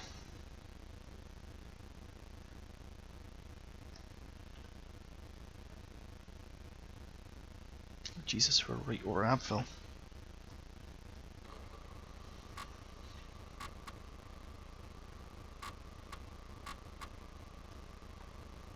Yeah, we just flew right over Abville.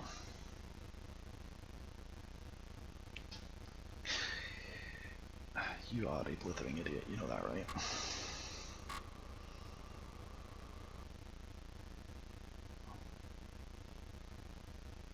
Right, let's head for Hastings. That's heading 321.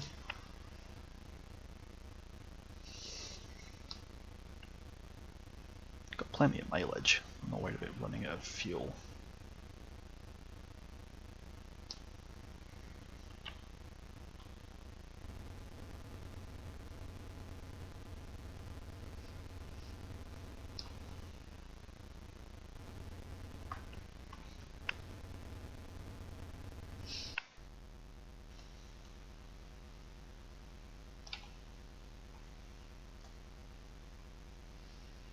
That's my attempt to ID. Probably a Focke-Wulf.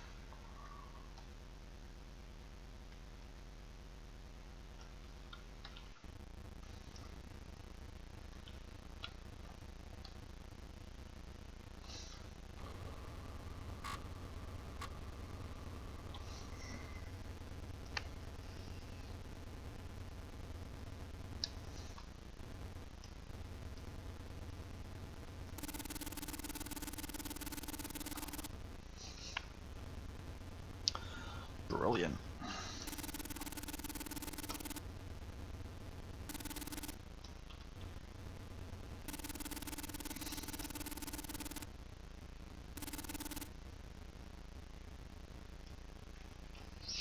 Mate, I didn't even know it was jammed, so you do you.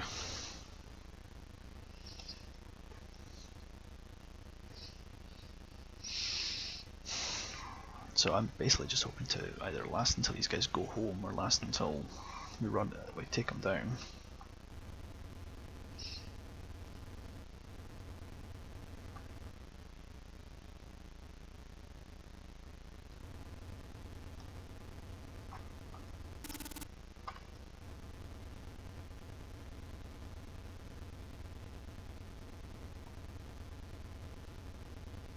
I would have missed this, right?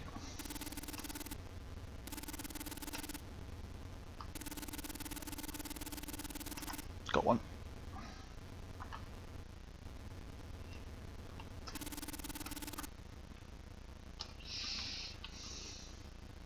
Oh, you got one as well. Brilliant. So we're down to one.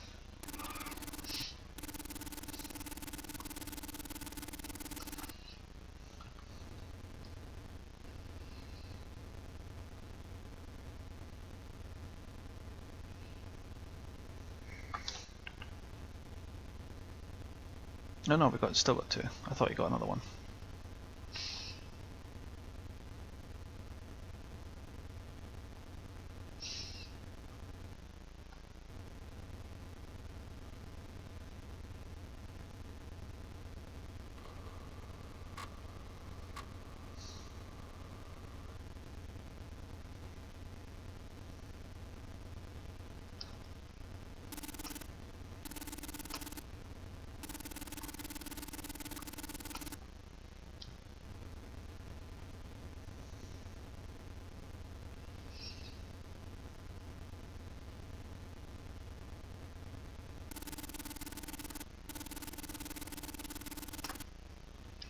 Holy shit, that was close.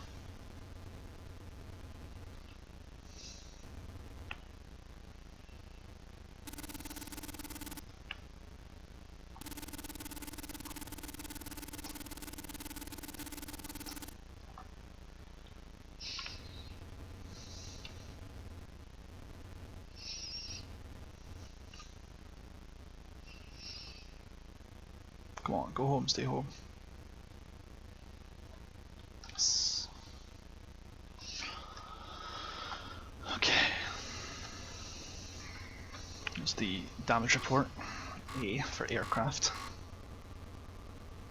We're leaking fuel and oil. So number 4 is going to die soon. Hopefully not in a cloud of smoke.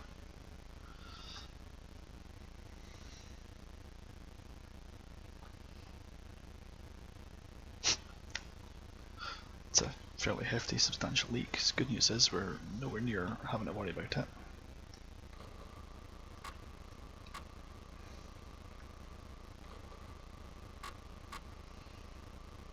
Okay, so we are just in front of Hastings, I believe. Must be. Yes, because there's Folkestone on the left. Or so Eastbourne on the left.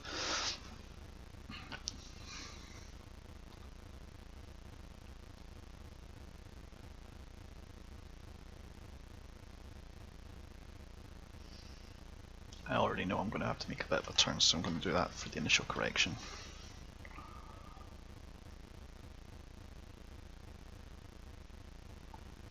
That was pretty much right, 350. Yeah, that was close enough. 280, 40 miles. Yeah, we are going to not be making that, guys.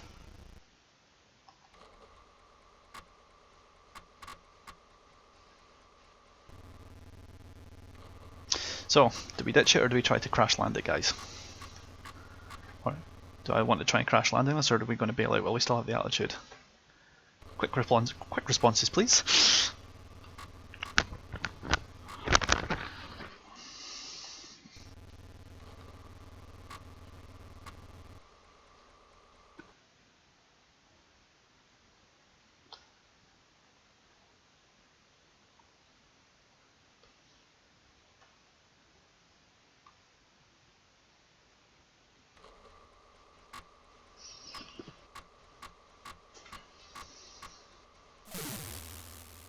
Looks like the decision's been made for us. My aircraft is caught fire. 2, 3. Oh, the game crashed anyway. It did not like that at all. So, there you go. That there is a demonstration of B17. I missed none of it. Well, that's not lie. I enjoyed the times I spent with people I would play with, but I certainly don't miss the frame rate. I certainly don't miss how hard it is to find things on the ground. I certainly don't miss the well, I do like the complexity as it is, but people want more realism, right? We got you for that, don't worry. I think that's a good place I need to stop it. I'm not going to try another mission. Since how it is blatantly obviously clear that things break. Let's see. I'd be interested to see what kind of flight sim you'd like to see next.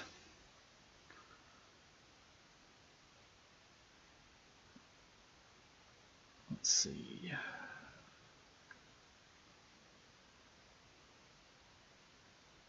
What else can I show you?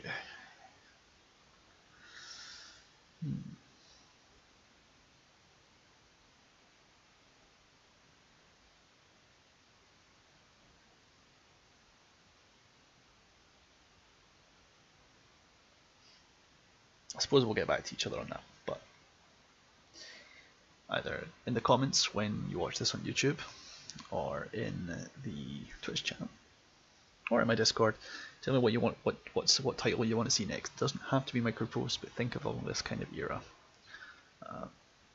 F19 is one of the options I have. Let's see, what else can we do. I do have Flight of the Intruder, although that's a much more complicated control set, so I'd actually have to take some time in practice for that. Mighty Eighth I actually own as well, Jules, but that is coming in after I've done my Atari ST stuff. So once I do the Atari ST, I'll go into the PC, and then I'll start doing TFX and Mighty Eighth, with the idea that that'll bring me to Falcon 4, so people can compare Falcon 4 to BMS. That's the plan, long term. But yes, I do actually own the Mighty Eighth, and it's a far better version of the game than this. Definitely the compromise between old school and much more realistic. I think it's much harder, but most of the difficulty has been getting this to run. But yeah, it's been fun. Episode 2, I will figure out what my next sim will be, and we'll move on from there. We'll see you all sometime in the very near future.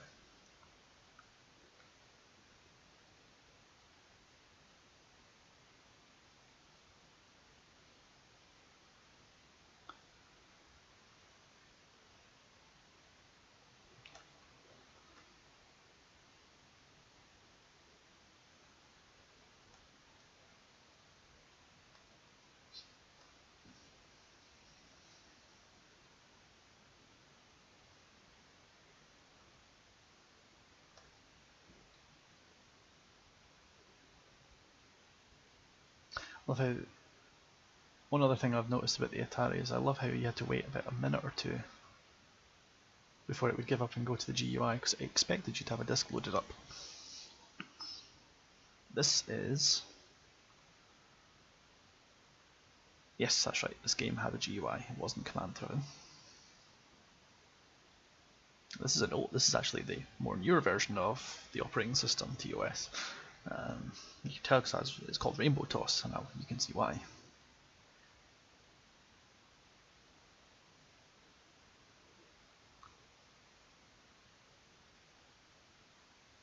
Anyway.